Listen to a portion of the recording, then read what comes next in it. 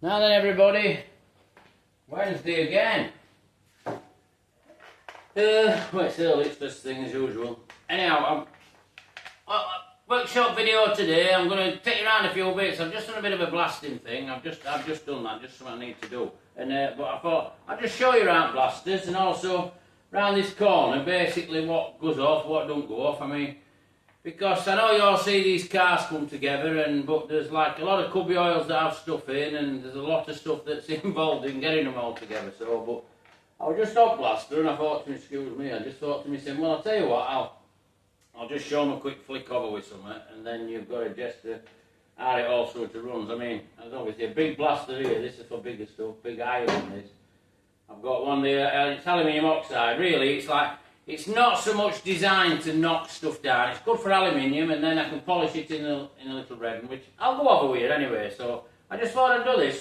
Just something a bit different. I could go around cars, but we've got loads of time to go around cars and stuff.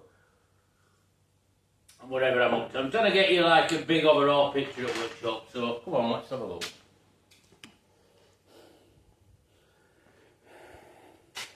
I mean, as you can see here, it's the blaster in the middle. Next to polisher I'm going to. So I'll show you a bracket. I mean, I don't know how well you'll see me there. I mean, I might disappear, but you're only going to see it back of me. Then I'll come and grab my camera. I'll just have a quick rattle around. Compressor might kick in because obviously I'm using air, and obviously I'll put extraction in. So, but see how well you can see me. You should be able to see me alright. But like this is extract. I mean, extract is just a big load of filters. Drops into a pan at bottom. She's got a checker here. Front have a thing. When you see this in video, you'll wonder why it's got a baked bean tin, and all that is for scooping it shot out, putting it in cabinet. Because this is an aluminium oxide, she'll burn it out pretty quick. So, to be honest, it'll soon disappear.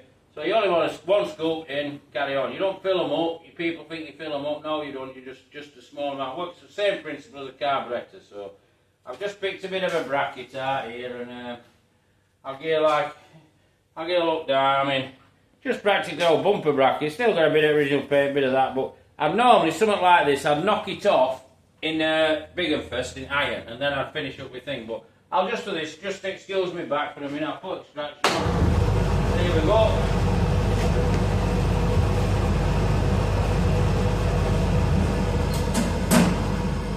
Got my pedal here, so let's go.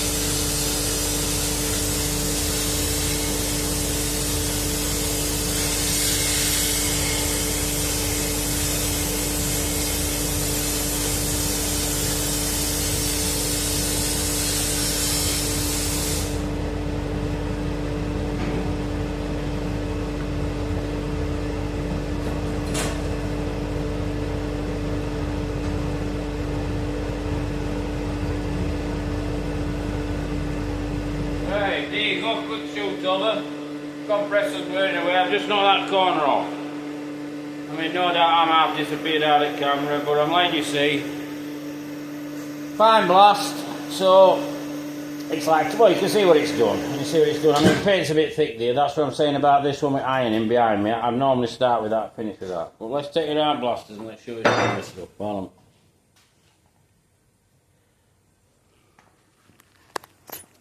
Drop camera. So it's a Geisen blaster. This I've had it a while, and to be honest, it's a 70s machine, and everything's still available. American company. Well, Yanks are a bit like that.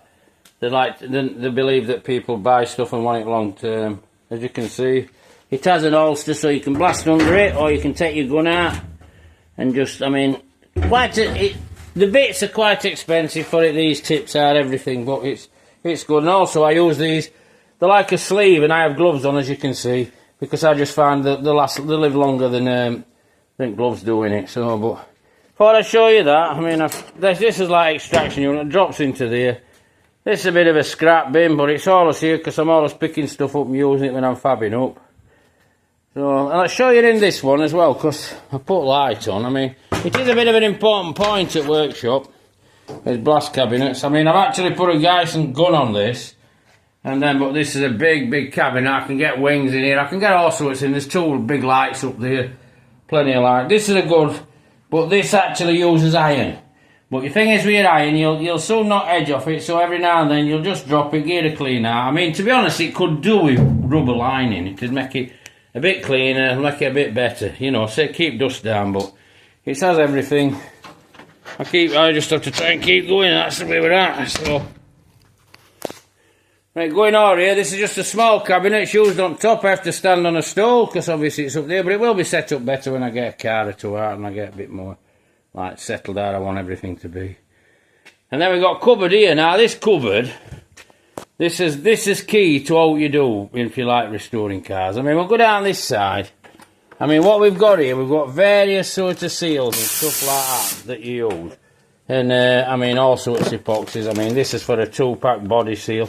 But this is generally, if it goes in silicone gun, I mean, I know, alright, I know I've got a needle gun end here, but that's just ended up in there somehow.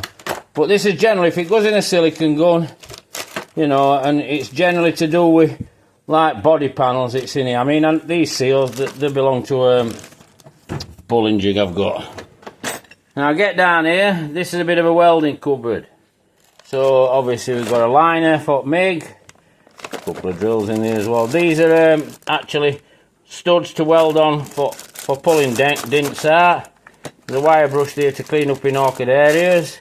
You know, there's TIG tips, there's TIG element, there's everything, you know, so there's everything here for, that's all, there's your TIG in your MIGs, everything to do with that, and then there's all your die grinder ends in there. So, come down here, and then we, like, that's to do with prep and fabrication again, like needle gun, file, air chisel, hacksaw, juggler, punch. Drop into this one, grinding cupboard. Now, I have it all like this because this is how you're working it. Well, this is how I work, so you know exactly what everything is. Everything goes back all the time, you just go get it. So, right, we've got cleaning off disc, wire brush, sanding disc for cleaning up, slitting disc, you can't see it end because it's got that on.